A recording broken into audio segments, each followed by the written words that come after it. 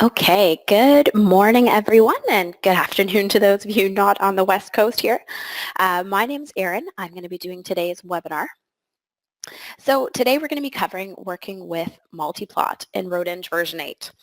The seminar is going to introduce basically some new features and functions that are within the MultiPlot report builder tool, as well as talk about some tips and tricks. So unlike other webinars in the past, we are not going to be focusing on outputting a full finished design, but instead are going to be just looking at more of the functionality and giving you some tools that you can use as we go and develop our output sheets. So today we're going to be going through a few key concepts around MultiPlot. The first concept really is the big fundamental change that we have in version 8. And with MultiPlot, that's our new structure. So the new structure of MultiPlot is such that we can have multiple layout types inside the same file and same output sheet. So we're able to create a book, which is a collection of chapters, and then each of those chapters has its own page set. So we're going to be spending a bit of time looking at what each of those different elements means and how you can work with them. Next, we're going to focus on setting up and working with layouts. And this is really just about adding subviews, and controlling your layout. The next big piece, and probably one of the more challenging aspects of MultiPlot, is just really understanding and controlling your pagination. Once you get a good handle on it, in particular with the section window, it actually becomes pretty intuitive and easy. And we're going to go through that and hopefully help some of you better understand pagination. Formatting and fine-tuning your layout. This one makes me quite excited because I think we had some major opportunities when it came to rebuilding MultiPlot to help provide some tools to better format and fine-tune your layout. And I'm going to be going through some of those new features in version 8 today. Exporting a finished output or MultiPlot or printing it. So we'll just take a quick look at that and what it means. And then a few best practices that we've noticed and collected and want to certainly pass on to you guys today. So with that, I'm just going to quickly get out of my PowerPoint slide. I'm going to open up my location design here. A basic design opened up here in my location module. And I should mention, today we are only looking at location MultiPlot. Terrain MultiPlot does have some different nuances to it, but for the core of our purpose, location MultiPlot really is the focal point. So we're working exclusively in location. So let's start for someone who's not that familiar with RoadEng. How do I get to MultiPlot? So I've got a plan, a section, a profile window, and a couple of data windows that are hidden in the back here. How do I get to my MultiPlot? It's pretty easy. We can go up through the View tab, View, New Window, and select MultiPlot. The other option is to go down here through what we call our quick navigation bar at the bottom, and I'm just going to press the MultiPlot button here. So MultiPlot is going to open up. If there is no MultiPlot associated with a file already, then it's going to open up just having a blank default chapter. So we talked about the idea of a book, a chapter, and pages. So over here in our navigation pane, you can see the book. We've got one chapter called default right now, and that chapter has one page. Now, to better illustrate the concept of book, chapter, and pages, we're just going to actually open up a book layout that I previously made. Now, it's giving me a quick little prompt here. Whenever you're changing between book layouts, it is going to ask you if you want to proceed, just to make sure that it gives you a chance to save it. Because when you switch a book layout, if you hadn't saved what was previously there, that information is not retrievable. So quick prompt, make sure we want to proceed. In this case, yes, our page is blank. We absolutely do. And I'm just going to open up my book layout. So in the past, all of our MultiPlot layouts were actually associated with our general screen layouts. And now, because we wanted to be able to offer multiple layouts in the same file, we've decoupled them. So at the highest level, the book, which can be a collection of chapters, you'll notice the extension .blt. And no, that's not for bacon, lettuce, and tomato, although that sounds delicious as we approach lunch. So let's open up that book layout file. This particular book layout has two different chapters. Each of these chapters has a subset of pages within them. and these pages are controlled by their pagination. So what we're going to do here, you'll first notice that my page size is not correct. These are brought in. My page at the background right now is an 8.5 by 11, and my book layout is 11 by 17. So what I'm going to do here is go to one of the only things controlled at the book level. There's 3 of them. We've got our page size, our page orientation, as well as our default font. So we're just going to go quickly and make sure that this is set now for 11 by 17. That looks a little bit better. I could adjust my page orientation. And then, as well, if I wanted to, I could change my default font. And these are the only 3 things that are controlled at the book level. Everything else, pretty much, is controlled at either the chapter, and now we have some page level editing available, the page level. So we're going to move over from book into chapters, because that's really where the meat and the core essence of your multiplot is contained, is at the chapter level. So as I said, this current book currently has 2 chapters in it. We've got a section chapter, and we've got this plan profile chapter here. Now we can add new chapters, because a book can contain as many chapters as we want. I'm going to add a new chapter, and in this case, I'm just going to insert a blank chapter at the bottom. I can also delete chapters once they're added here on the side, just right-clicking on the chapter itself, hitting delete. And now we're going to go back, because I really intended to add my title page. So we've got our webinar title page here. And what I'd like to do is move this chapter. Oops, get on the chapter level here. We're just going to move it up. And move it up all the way to the top. Perfect. Because the title page naturally should be at the beginning of our book. You are able to control the names just for your reference. Here I can rename it, or I can just click on it and edit it.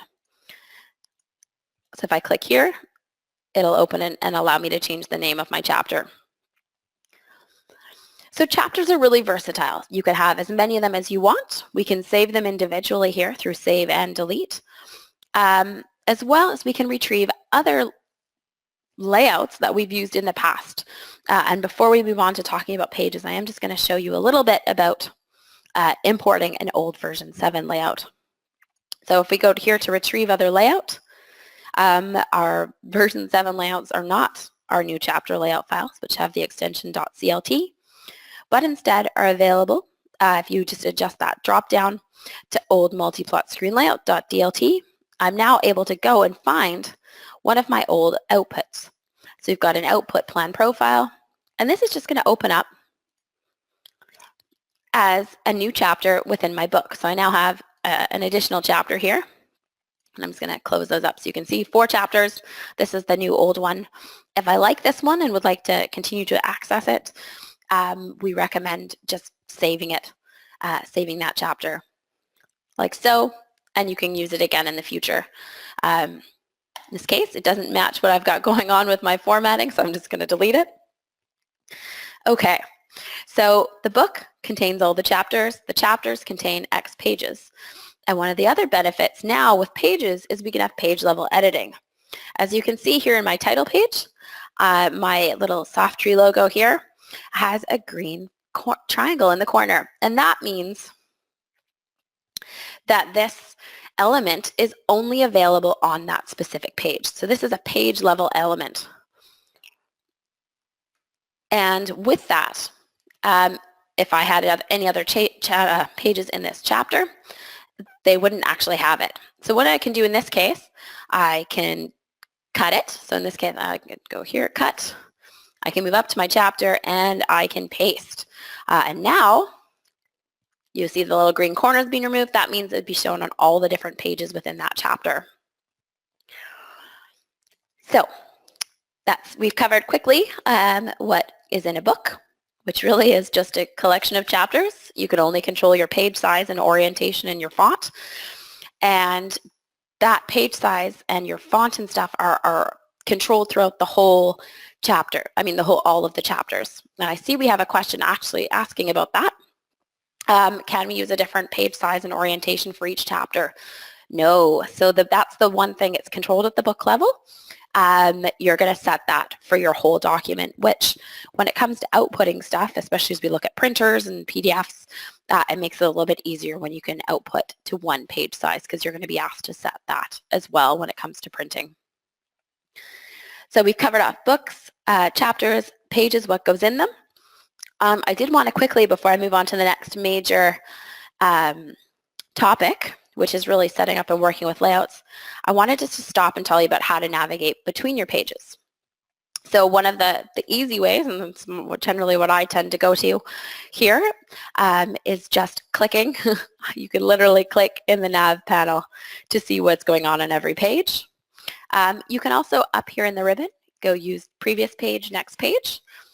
Or if you're someone who loves shortcut keys on the keyboard, Control B and Control N will allow you to move backwards and forwards within your document. Okay, moving forward. The next sort of concept or topic I really wanted to cover off was setting up and working with layouts. So again, here we're going to add a blank chapter at the bottom of our document just to work with. So we've got our blank, and I'm going to show you a little bit about working with subviews. Now, as we start to set up a chapter, whatever type of chapter it is, we highly recommend working in chapter level. And I'm going to show you what happens with that. So if I was to add a new subview, and we're going to add a profile here, or a plan I should say, if I was to add a new subview at my page level, so I had the page selected when I added it. I think I'll zoom in a little bit here. You guys should notice there is the green triangle. And now if I was to adjust my pagination to use my planner profile width, it's gone to having 3 pages. You should see, and I'll just quickly go out, navigate out here. I've got a plan on my first page and I have nothing on my next 2 pages. And that is because I added this subview as a page level element. So we're just going to cut that. We're going to go to the chapter level, paste it, and now as I go and look at my pages, it's being shown again on all the pages. Okay, so let's talk a little bit more about the plan subview in particular. Back on my chapter level here. So I've got this plan, and I've got this lovely background image, but every time I go to adjust something, it is giving me a quick little dialogue. So we're going to go and remove that background image from it here. I'm just going to hit remove. Now that was one of the only things that is actually still connected to our main plan window. So if I go back out here and I take a look at our plan, you'll see the background image is gone from it. But almost anything else we do in our subviews now in MultiPlot is completely decoupled from the main windows. So you can use your main windows to engineer. For example, let's adjust our scale. So let's set a scale of 1 to 5,000. You noticed it was about 1 to 10,000 before that. So I've got a bit closer of a scale here. If I go out to my main window, and if you notice my scale up here at the top, it hasn't changed. So now I can start to refine and fine-tune my MultiPlot layout to be a lot more specific to my presentation of deliverables and to leave the main windows for what their real core purpose is, which is helping you to engineer and design better roads and giving you that interactivity. So I'm able to add things like labels, the scale, all of that kind of stuff can be fine-tuned and controlled. And you'll see in a second when we look at profile, the profile sub-windows, all of that's controlled now in MultiPlot and is unique to that MultiPlot layout and is decoupled from your main windows. So changes you make here are not going to be made, with the exception of a few items like a terrain file in the background or an ortho photo, are not going to be made in your main windows. So let's, for fun, do one of our more commonly asked support questions these days, which is, how do I orient my plan window north? And how do I add a north arrow? Well, there's a couple ways to add a north arrow. You can add our default north arrow by double-clicking on your plan window in MultiPlot and just selecting north arrow. And that's going to add a real basic north arrow. Topic for a future webinar. We will absolutely can cover this off, but I don't think it's within our scope of time today. You can actually bring in a north arrow from a terrain file and it'll rotate and stay with your plan window as well. And they're a bit fancier. We've got some nicer options there available through the terrain north arrow option. So you'll notice that currently right now we are definitely not oriented north. Some people like to have it that way. So to adjust it, we're going to, with our subview selected, we're going to go up to the subview tab and we're going to press the scroll button. So the scroll button allows us to do a couple things. It allows us to set our scroll position. So for the most part, we generally recommend keeping it on auto, but if you want to, you can manually scroll, and I'll show you an example of that just using the shift and arrow keys. And it's going to just confirm I want to scroll manually. So now we can use shift and arrow to move it, station range, and then control and the arrows to rotate. Or in this case, what I would like to do, going back up here to the scroll, I want to set my rotation to 0, and that is going to allow my plan to now be oriented due north. Okay, let's move on to our next subview that we're going to quickly talk about, which is the profile. So to do that, I'm actually just going to delete this. We're going to bring in a new profile subview here. So you'll notice my profile, when added at first as a new subview, it's defaulting to exactly what I have in my profile window, which is great. You set it up, you can bring it in that way. But now we can change the options that we've got selected in it and configure it to what we want it to look like. So in this case, I don't want my mass haul to be shown.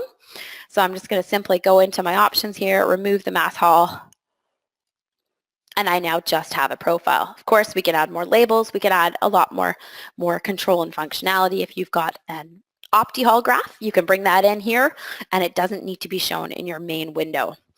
So again, that idea that we can decouple stuff, and similar to the plan window, we can adjust our scale to be very much different than what we've got shown in our main profile window. Okay, gonna do the next one here. We're gonna go through sections. Sections, again, are one of our more common support questions. In particular, it's about how to control the layout of sections. So with your section window selected, what we want to do is go up here to the Subview tab, and we're going to select Layout. So this layout is particularly useful. We can control the rows and columns setup. So if we want to have 4 rows, 2 columns, it's kind of like what we've got in our other one. Find it a bit squishy. Or we can control their orientation. So in this case, the order they display, we can go from the bottom up. So sections can be adjusted that way. And then the next big piece is which sections are displaying. So the sections that are being controlled and displayed are controlled here through this same layout dialog options box. And it's your point type selection. As you can see here, I have pretty much everything selected. So we're going to deselect those, and we are going to go just with auto interval points for fun. Okay, so now I've got just my auto interval points selected. We're going to go 3 by 2, bottom up, perfect. And that has now controlled my sections. And you may notice I only still have 1 page, and that is because I haven't gone back and adjusted my pagination. So we'll go take a quick look at my pagination options. I've got it fixed. So now I'm able to do a single fixed page, but in this case, I recommend going with section. So now we're showing our sections across that whole page range, and it's going to include every single section with point type that I had wanted. Now, the other option we have with pagination, some people like to use it, is having a fixed number of stations per page. We have an auto interval of 100. We've got 6 up on a page. We could say we want 600 stations per page. And you'll see that sometimes that does very wacky things. So we really recommend when working with sections in particular is to use the section pagination options. It's going to give you the best control, and it's also going to make sure that any of the point types that you've got selected are not being removed from your MultiPlot. Okay, two more options that I just wanted to quickly highlight, and we're just going to put this back to a single fixed page for fun. The next one is the data window. So it's very similar to what's happening with our other subviews that they've been decoupled. The data window is no different. And in this case, my data window is showing absolutely nothing because I've told it it's a single fixed page and it doesn't think it has any stations to it. So if I was to give it some stations, it would start to display data. Unfortunately, my selection of station range is really awkward. So we'll probably want it from the start of my design.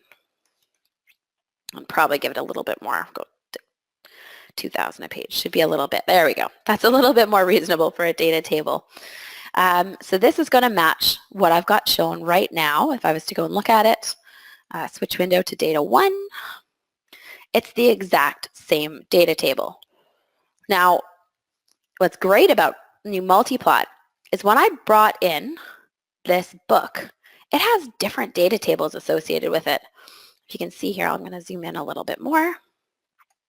I had a different volume report with 6 completely different columns that are not included in any of my active data windows. And I'll show you my other one just to make sure that you believe me. Here's data 2. It is not the same. It is a bit of a volume report, but it's not the same report that I've got here. So now when you save a chapter layout and it has a particular data window associated with it, the columns and the setup of that particular data window are unique to the MultiPlot and being saved as a separate window. The only catch with all of these things as we decouple them, in the event that we don't have any data windows showing, and I'm just going to go and actually close my 2 data windows just to show you what happens. Oops, I got to get my GoToWebinar panel out of my way. So we're going to close that one. We still have one open. Let's go close it. We're going to switch over to data 1, close it. So in the event that we don't have that main subview open, even if it's not one that had the same columns, you'll see that this now says data is not available. It's pretty common. The same thing will happen if you have no main plan, no main profile. It's basically a prerequisite. We just need the basic window type open to make sure that that subview is shown.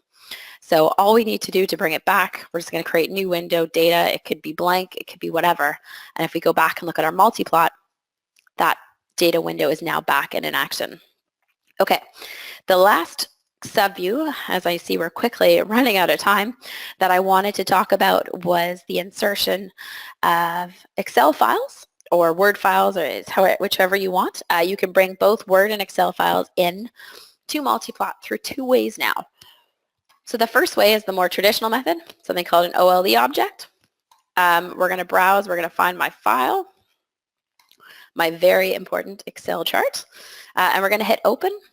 And with OLE objects, it does create a linked document. So you can see here, it's not formatted very pretty, but I can actually go in. If I double click on it, I can hit edit, and I can go and open and edit my very important Excel chart. The other way to bring it in, and we're just going to actually go back here, I'm going to copy. I'll do this so you can see what I'm doing. Copy it, go back into my MultiPlot, and up here on the ribbon is this new button called Paste Special. So what this is doing, essentially, it's creating an OLE object, but it's pasting it as an image. And you'll notice that my control of the range and the formatting is much more precise compared to a standard OLE object. So depending on whether you want it to be linked and would like the data within it to update, the choice is yours with which you use. So the first one here, I could make a change. This would update, and this one becomes much more operational, like a photo or an image being brought in, and it's static, so it's not going to change. If I make a change to the chart, I am going to need to repaste it. Okay. So that was it for going through the main subviews. I see we've got another question here. Is there a way to save the MultiPlot chapter as a PDF directly from location? Great question. And I think what I'm going to do, I'm actually going to wait to answer that question until we get to the export section. I am going to go through somehow in the next 2 minutes that I've got left here in the webinar. We're going to try to get through to exporting. The next big thing I really wanted to talk about, though, is some tools and techniques you can use to fine-tune your design. So fine-tuning your design is one of the, obviously, the more challenging aspects with MultiPlot. And one of the focal areas we really targeted in our version 8 release. So the first piece of how to work with MultiPlot to ensure that you are best making use of your time as you try to align things and make things work together is this tool called Snap to Grid. If you don't have this enabled in your MultiPlot as you're working with it today, this is one of the first things you should do after checking that you're working in ribbon mode. So work in ribbon mode and then turn on Snap to Grid. I like to have a sort of a standard spacing size that I always work with, because then every time I make a layout, they're always all built to the exact same spacing. So in my case, I like to work with a 0.5 inch spacing. And if I show you my grid, you can see all the cute little tiny dots here, which probably aren't showing up too well on your screens. But so this is going to allow me to better align things and space things and have them controlled and be consistent. Okay, so let's add a couple rectangles here to we're just going to add some basic rectangles. There we go, because we've got a couple. Okay, I have 2 rectangles. Let's make them a little bit smaller. I'm going to show you some of the other tools that we've got now to make your life a bit easier. So with the Snap to Grid, one of the things you can see as I move it closer, these 2 are literally going to align perfectly. If I didn't have Snap to Grid turned on, what I could end up with as I try to do it, we could end up with kind of this mess where we get lines that don't align perfectly. But with Snap to Grid, they will align perfectly, making your life a little bit easier. Some of the other things we can do are some of the alignment tools. So I'm going to select both of the subviews that I've got here on my page, my 2 nice little cute basic rectangles. I'm going to select them. And on the Subview tab, I have some new tools that didn't previously exist. We have Arrange and Align tools. In this case, if I want to align them both to the right, with 2 subviews selected, it's going to align them to the right. If I only have 1 subview selected, I'm just going to center my page here. With 1 subview selected, this is actually going to align to your page. So now I can align my center, and I can put this right in the middle. Particularly useful if you're designing a title page or, orienting things. The alignment, when you've got the single item selected, goes to the page. So we've got the ability to align to the left, center, right, top, bottom, middle. You've got the whole gamut there. The other piece that is new to 8, excuse me, is this idea of Arrange. So previously, we were only able to have this shuffle front to back. Now we can actually control things in increments of 1 item, which is the bring forward, send backwards, and that's controlling it by 1 item. So if I want to get to the rectangle, if I wanted to get to the rectangle below, right now it's pretty easy because it's bigger, but let's make it a bit smaller. Put it behind. I want to select it. I can't, and that's because it's hidden. So I can use my Arrange tools, send to back, deselect that one, and now this one's on top. Another way that you can control what rectangles you get to is to use some of the locking functions. So this is my rectangle that is on the bottom. This is my rectangle that is on the top. I'm just going to switch that order again just so we can try to get to this one, and we can't. But if I locked this one here, it had a locked position, items with a locked position can't be selected. So now the only selection item I can choose is my bottom rectangle that's at the back. And when time comes and I want to work and edit or do something with this rectangle that's currently locked, and you can see the cute little lock symbol here just to tell you it's locked in position. You just go up here to the edit locked items, and we can then go and change this position, this one to be unlocked, or we can move it around and do whatever we want with it. Okay, the last couple items I wanted to deal with in some of the fine-tuning of design is what we've done with the image selection handles. And we're just going to go up to our title page to better demonstrate this concept. I'm just going to unshow my grid lines. Okay, this is our Softree logo. It's very important, I guess, with logos in particular, that we do not stretch or distort them. So now with our image handles, it automatically maintains the aspect ratio when you're working from any of the 4 corner handles. So you'll see this is I'm not holding any other keys. It's maintaining the aspect ratio. If I did want to extend something or stretch it, the middle handles, oh, and look at us. Our lovely programming team has actually made sure that we can't distort images, which is fantastic. But in some cases, like if we were to bring in an OLE object, by pulling those middle handles, I would have just completely distorted my OLE object. So the outside corners, the 4 corner handles, maintain the aspect ratio, and the inside ones allow you to distort things. Okay, moving along, and I'm sorry for keeping you guys a bit longer.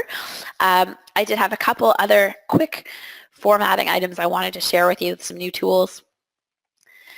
This one is the bounding rectangle. So controlling your borders is very important. With a subview selected, you can actually just literally press the bounding rectangle checkbox, and it quickly adds a bounding rectangle around something. You can also go in, and I'm on the subview tab here, into your border control and start to actually control it a little bit more. So if I wanted to have this thick and purple, which would be silly looking with a green logo, but I'm able to do that.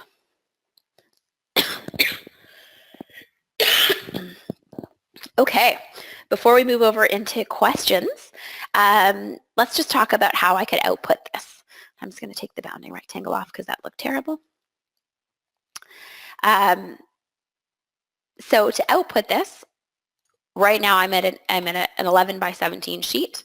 I need to just go and make sure that even if I'm printing a real printer, if I'm printing to a PDF, that my paper size that's configured in the printer matches what I've got in my MultiPlot. So we set this up as 11 by 17, also known as tabloid and landscape, and now I'd be able to quickly export this and create this as a PDF. A couple things I didn't actually talk about too much. Page numbering. So I'm just going to go and copy this page numbering and put it on my title page. Oops, and I put that on the page level. Silly. Here we go. There we go. Now my page numbering is consistent between all my pages, and you'll see that in the bottom corner. So all the chapters are going to work together to allow you to have that consistent page numbering when it comes time to output it.